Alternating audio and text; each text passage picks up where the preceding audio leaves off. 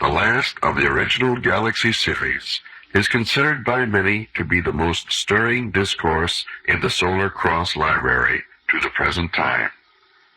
Although narrated by Monka, the main proclamation is given by the great spiritual being known as Isu. It is with deep reverence that we present at this time Isu and Monka discussing universal vibration. Greetings, O children of the light. I am Monka. My little target this time concerns a topic known as universal vibration. I have suggested that certain forms of music known to your people accompany my words. Therefore, if you will be so kind,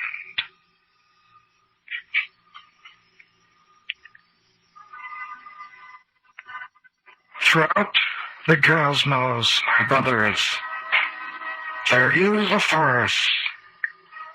There is a drive known as the thought of our Divine One. This thought permeates all of the known universes and all levels of vibration. This thought spreads through the reaches of all space and time. It hurdles suggestions in that known as light. It starts with fingers of etheric substance through all of the reaches of that which is known. It spreads in ever-widening circles through the very pores of all that which is known as matter. It is omnipotence. It is glory and majesty. It is the essence of all that which is. It is truth, light, wisdom, and understanding. It is love. It is. All consists of energy, matter, and thought. Three manifestations of that which is known as original with our Creator, all existing upon planes of reference known as vibration, or more accurately, frequency. In following this, let us look upon these various planes of reference. Let us look at first the planes of thought. First, we examine that which is infinitely fine, that which is crystal in its clarity, that which is sharper and more concise than the finest edges of steel. It is a force, ebbing and flowing, pulsating through the universe, expanding ever outwards, ever onwards. A form of nebulous substance.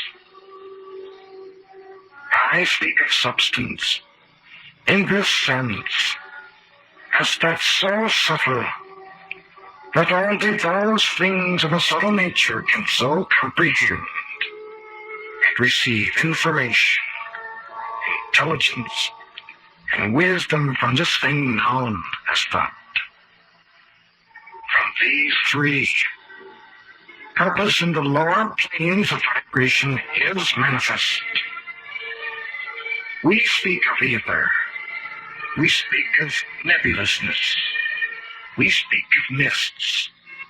And yet, thought is really none of these. It is so fine. I pause to let my words enter your consciousness and seek their true level. I have paused many times in my experiences to consider these topics of which I speak. Thought, indeed, the forerunner of all expressions, that follow forth and plain reference. It is not known amongst your peoples, but time is also involved at this point.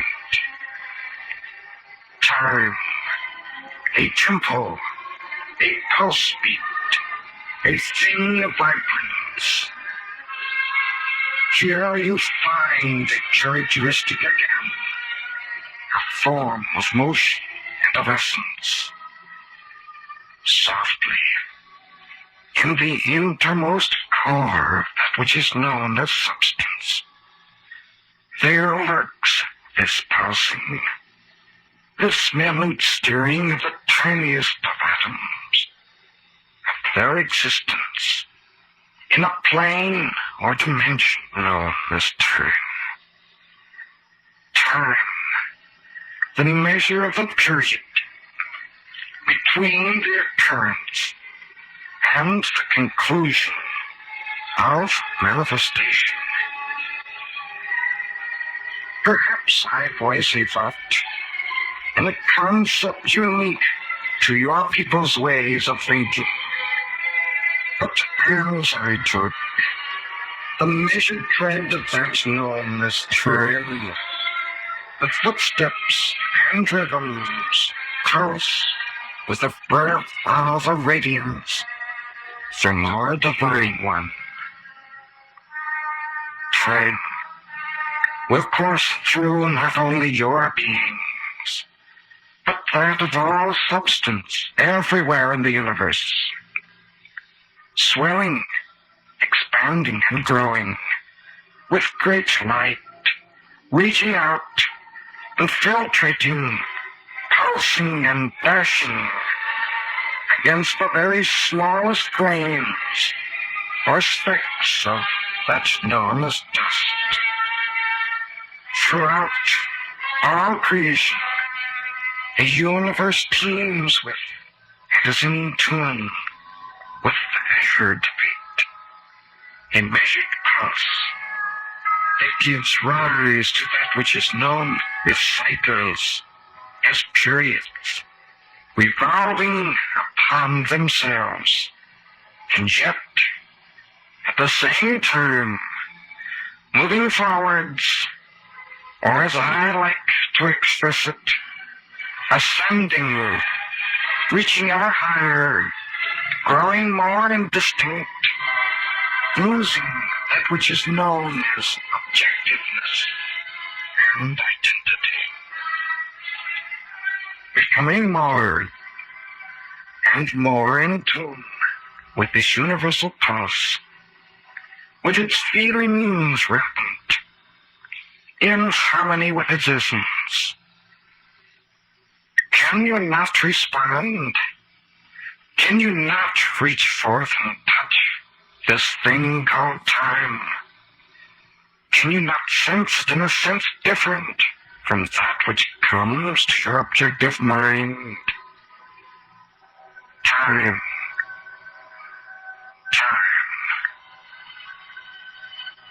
And allowing for this to be absorbed by your beings, we have created a new condition, a new form, a new concept. Now, we shall examine another plane of reference, another form of vibration. Let us look for something worthy of our attention. Let us look for something marvelous, which will appeal, which will reach out and touch, something we can be most intimate with, something common, something that is a form. We proceed now to that which is known as substance, that which is known as matter, a plane only slightly removed from that which is known as physical or denseness. From the forms known as thought and light, we find vibrations descending a scale, ever reaching about to engulf all which follows. We find these thoughts filtering down through at first vibrations or frequencies, slightly lower in octave, slightly minor in effect. And here we find the purpose of thought beginning to manifest itself in that which is known as the etheric. Yes, this is substance. Substance refined, and of a nature certainly worthy of our attentions. For here we find certain life forms, certain essences of consciousness, of beings, who dwell upon this plane for a noble purpose, for that of communicating this thought to other forms of matter, of giving it intenseness, clarity, and again a form of expression. Here we find beings who surround themselves in that which is known as light, and whose sole communication is through the transfer of thought into vibrations known as light. Light, softly playing with a skill such as great men known as composers to your people have exercised upon the vibrations of sound. Here we find light, fluctuating or modulating another form of matter. There we find that which begins to penetrate even the dullest consciousness with a characteristic equality, that known as reference. The cosmic forces, having expressed themselves in forms of thought, cloak themselves in vibrations of light, establishing conditions of being. Now stretch forth to embrace the next vibration. This, my brothers and sisters, is where great inspirations arise from. Great influences are felt and impact upon that form of life known as physical substance or matter. A vibration, that which you are aware of, filters into the consciousness of that known as mind belonging to mortals. We find a richness, a warmth, a light. The minds of men, the products of successive creation, of infinite love, understanding, and beauty, of greatness and nobleness. The minds of men, experiencing all manner of vibrations, coming from above, coming from planes about them, and coming from great ones who have volunteered their services, who have descended from loftier steeps to enter your plane of reference and express great gifts of truth, great ideals and teachings. Throughout the evolution of this form of substance, we find reactions present.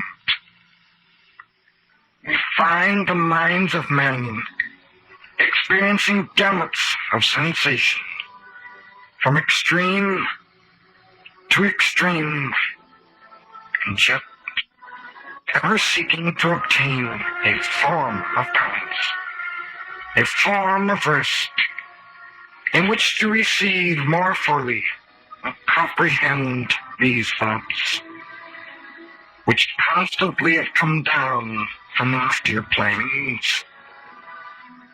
Truly, my brothers, men upon the surface of all planets have felt great occurrences, have experienced great truths, have met with inspirations which have molded and blended their beings into the more radiant representations of our original divine thought.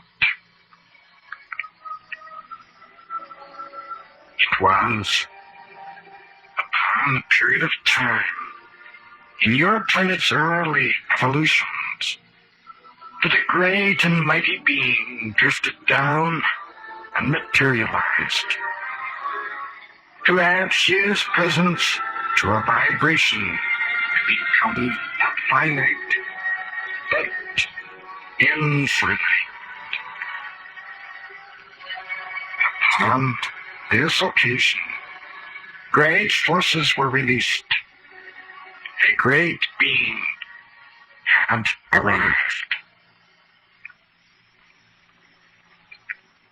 The very atoms of all substance, even of molecules, trembled in their orbits.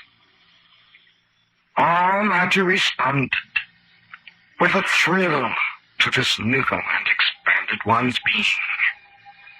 The rocks and minerals, the vegetation, the very air itself pulsed with a new breath, inhaled a new vibration, and experienced a greater feeling, a greater being. For this one descended to bring to that known as earth a great truth, a great truth was to be for earth's peoples. A great lesson was presented. A great message delivered upon this day of your time. A great longing was felt.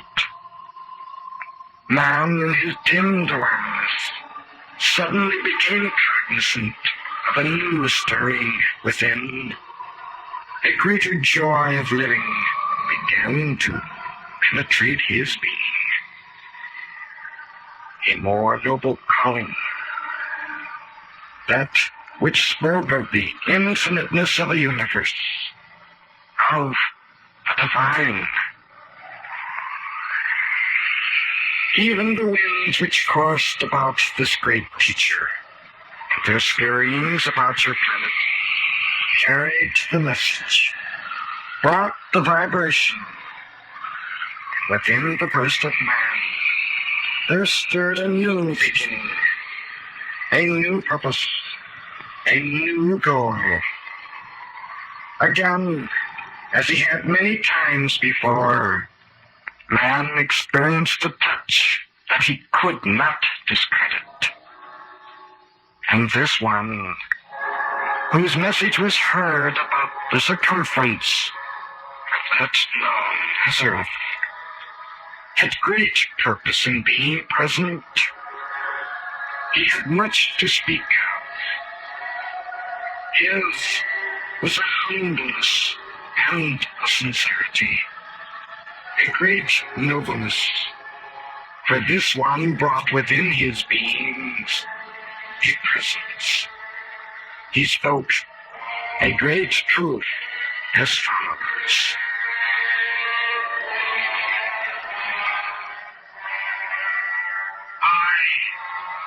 I am the sun. I am the way and the light to all men. I am the way.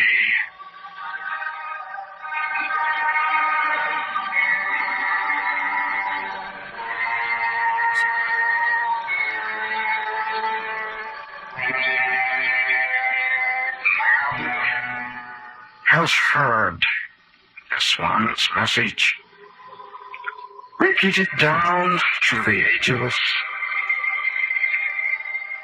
It is his to do it. It is his to extricate. My brothers and sisters, I, Monka, have been given the privilege of expressing certain thoughts to your ears. It has been said that you have eyes with which to see, ears with which to hear, and voices with which to express. Might I remind you of one other? You have love, which can be shared with your fellow beings. Open your minds and hearts, my brothers. Your ways speak not of childishness particularly, but of unenlightened folly. You pursue pathways which are devious. The light, my brothers, has always been with you. Unveil your eyes, expand your being, and embrace even the sun, which greets your morning skies with opened arms and minds. If you would but stand upon your feet and express the dignity of your beings, if you would but realize the capabilities, the intent in your very presence, if you would only share that which is within and give unto all forms of creation that which is a part of you, your lives would have new meaning. Your experience would be richer. You would be deluged with warmth and understanding. Your strife would cease. Your conflicts end. And truly, peace would be yours, as well as understanding. I find within myself and within that of my brothers, we who glide above your planet, who witness your deeds, who communicate our thoughts, who experience even as you, my brothers, a certain longing, a certain pity, and yet within our breasts there dwells a knowledge that within your beings, as within ours, that light is present.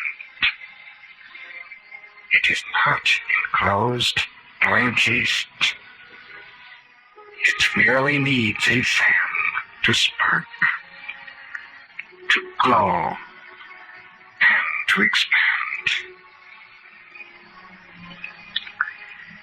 We long, people of Earth, to share our thoughts. We have waited. We have experienced. We have witnessed your turmoils. We have accepted that which you represent. We have offered love and understanding. We merely wish for you to partake of the fruits which are ripened and are yours. So, yourselves. Open your hearts to receive that which is great, good, and just. Let your being